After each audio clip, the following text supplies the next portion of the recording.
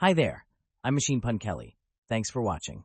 Today I want to talk about the assassination of John F. Kennedy, whether there is any validity to the many conspiracy theories surrounding it, and whether the newly released files add anything.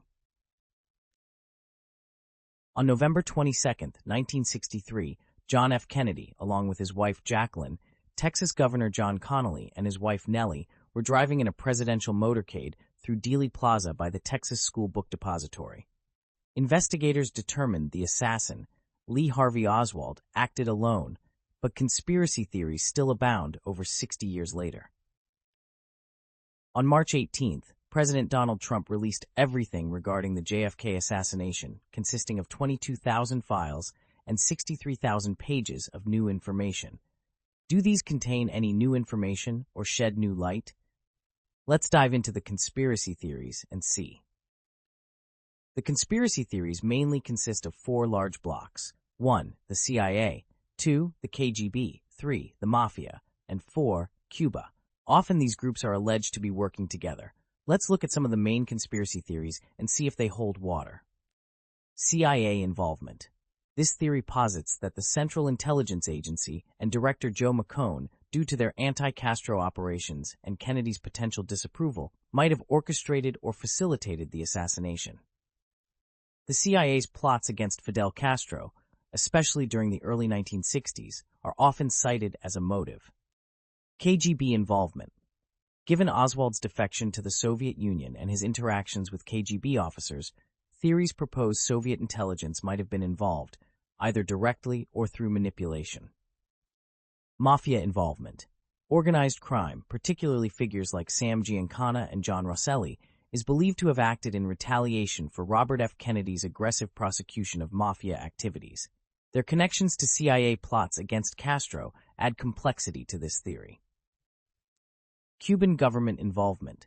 Some theories suggest Fidel Castro or the Cuban government retaliated against Kennedy for the Bay of Pigs invasion and other anti-Cuban policies, possibly using Oswald as a proxy or orchestrating a broader plot.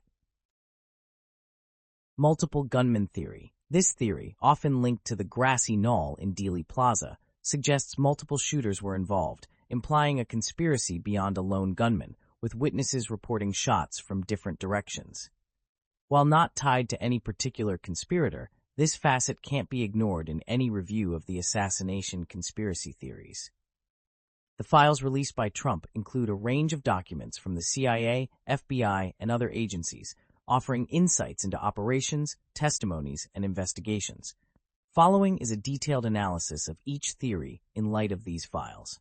CIA involvement. The files confirm the CIA's collaboration with mafia figures like Rosselli and Giancana in plots to assassinate Castro, as noted in File 157-10014-10242. For instance, a CIA memo cited in a committee report details Rosselli's role and Traficante's courier activities to Cuba. However, there is no direct evidence linking these plots to Kennedy's assassination, and official investigations found no such connection. The files also mention plausible deniability in briefings to the White House, suggesting a cover-up of operations but not the assassination itself. KGB involvement. The files detail Oswald's travels and interactions, such as his time in Moscow and Minsk, with references to KGB officer Valery Kostakov in Mexico City. However, they do not provide evidence of Soviet orchestration, with KGB files cited by Mr. Posner concluding Oswald was not a sleeper agent, labeling him mentally unstable. Official investigations found no Soviet link. Mafia involvement. The files extensively document the roles of Rosselli, Giancana, and Santos Traficante in CIA-backed anti-Castro efforts, with Rosselli's testimony and subsequent murder raising suspicions. However, they do not provide evidence of Soviet orchestration, with KGB files cited by Mr. Posner concluding Oswald was not a sleeper agent, labeling him mentally unstable. According to File 104-10332-10009, official investigations found no Soviet link. Cuban government involvement.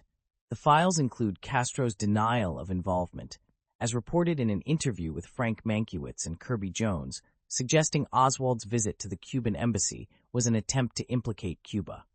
They also note speculation by Cuban officials of a Cuban factor tied to exile politics, but no definitive proof of direct government action. Multiple gunman theory. The files do not directly address the grassy knoll or second shooter theories, focusing instead on autopsy discrepancies and witness testimonies. They mention eyewitnesses like Arnold Rowland and Howard Brennan, with PSE analysis showing stress, suggesting unreliability.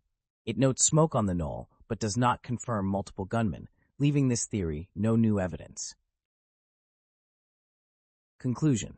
The newly released files from March 18, 2025, do not provide definitive new evidence to support or refute the main conspiracy theories. They offer context on CIA operations, mafia connections, and witness testimonies, but the core conclusions of prior investigations, such as the Warren Commission and HSCA, remain unchanged. Thanks for watching. Once again, I'm Machine Pun Kelly, and if you learned something, don't forget to click like and subscribe to keep up with all my content.